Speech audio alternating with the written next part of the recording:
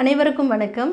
நான் ரேணு மீரா. நிறைய பேர் என்கிட்ட கேட்குற கேள்வி என்னென்னா, நான் வீட்டில் தனியாக இருக்கேன், எனக்கு ரொம்ப சில நேரங்களில் ரொம்ப கஷ்டமாக இருக்குது, ஆனால் அதை தாண்டி எனக்கு நான் உபயோகமாக எதுவுமே பண்ணலையோ, தனியாக இருக்கிற போது நான் என்ன தான் பண்ண முடியும், ஃபோன் உபயோகப்படுத்தாமல் இருக்கணும்னு தோணுது, ஃபோன் இல்லாமல் வெளி உலகத்தோட தொடர்பே இல்லாமல் என்னையே நான் எப்படி பிஸியாக வச்சுக்கிறது அப்படின்னு என்கிட்ட சில பேர் கேட்குறது. நான் எல்லாருக்கிட்டையும் சொல்கிறது ஒரே ஒரு விஷயம்தான், நம்ம தனியாக இருக்கோங்கிறது முதல்ல கிடையாது. நம்மளுடைய உடலில் இருக்கக்கூடிய உறுப்புகளே நீங்கள் எண்ணி பார்த்தீங்கன்னா அதுவே 10க்கு மேலே இருக்குது. அதாவது மேலே இந்த உறுப்புகளில் சொல்கிறேன் ஆர்கன்ஸ், அது இல்லாத இன்னர் ஆர்கன்ஸ் வேறு இருக்குது. இவ்வளோ பேர் நம்ம கூட இருக்காங்க, அதை முதல்ல உணருங்க. இதுக்கு தான் நான் சொல்லுவேன் செல்ஃப் ரியலைசேஷன் சொல்லிட்டு. அந்த செல்ஃபாக நீங்கள் ரியலைஸ் பண்ணிவிட்டு அவ்வளோ பேரை வச்சுக்கிட்டு நீங்கள் சும்மா இருக்கிறேன்னு நீங்கள் எப்படி சொல்ல முடியும்? அப்போது ஏதாவது பண்ணலாம். அதுக்காக எல்லாருமே ஓவியராக இருக்கிறதோ ஒரு பெரிய கலை நிபுணராலாம் இருக்க முடியாதுனாலும் ஏதாவது ஒன்று க்ரியேட்டிவாக பண்ண முடியும். பெண்களால் பல விஷயங்கள் பண்ண முடியும். வீட்டுக்குள்ளேயே இருந்து பல விஷயங்கள் கிரியேட்டிவாக பண்ண முடியும்.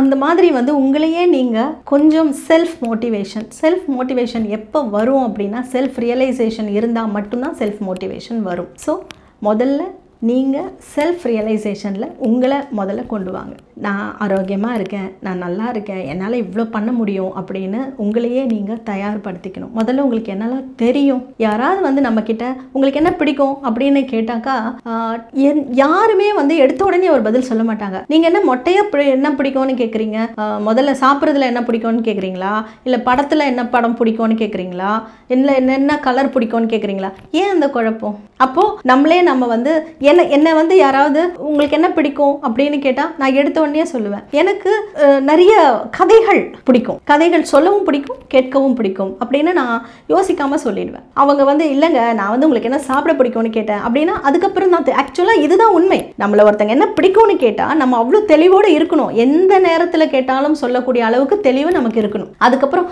இல்லை நான் உங்களுக்கு இது பிடிக்குமான்னு கேட்டேன்னு, அப்போது குழப்பம் எதிராளிக்கு தான் வரணுமே தவிர நமக்கு குழப்பமே வரக்கூடாது. அந்த அளவுக்கு செல்ஃப் ரியலைசேஷனில் ஸ்ட்ராங்காக இருக்கணும். அப்படி இருந்தால் எங்கேயுமே எப்போவுமே நீங்கள் தனிமையை உணரவே மாட்டீர்கள். தனிமை அப்படிங்கிறது நம்ம தேடி போகிறது, நம்மக்கிட்ட இருக்கிறது இல்லை. இதுதான் நான் இந்த இடத்துல பதிவு பண்ண விரும்புகிறேன். நன்றி, வணக்கம்.